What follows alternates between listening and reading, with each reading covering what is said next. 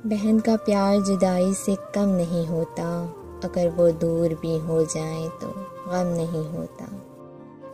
बहन की इल्तिजा माँ की मोहब्बत साथ चलती है, वफ़ाएं दोस्ता बहर मुशक्क़त साथ चलती हैं। ज़िंदगी भर की हिफाजत की कसम खाते हुए भाई के हाथ पे एक बहन ने राखी बांधी है।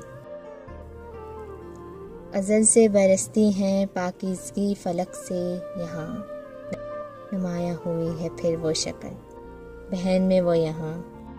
तेरी मेरी बनती नहीं, पर तेरे बिना मेरी चलती भी नहीं।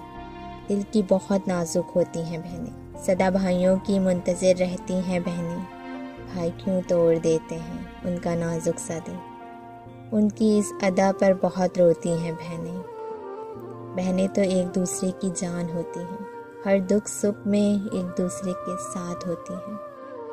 जब वक्त मिले तो देखना रिश्तों की किताब खोलकर, बहनों का रिश्ता हर रिश्ते से लाजवाब होता है। बराबर बैठी हो या महके दूर हो, बहनों के दिल एक दूसरे से जुड़े होते हैं।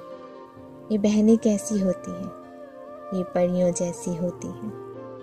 बहन का प्यार कभी बेचा या ख़रीदा नहीं जा सकता, क्योंकि वो झगड़ती बहुत हैं, रुलाती भी हैं, लेकिन उसका प्यार इन सारी चीज़ों को पीछे छोड़ देता है।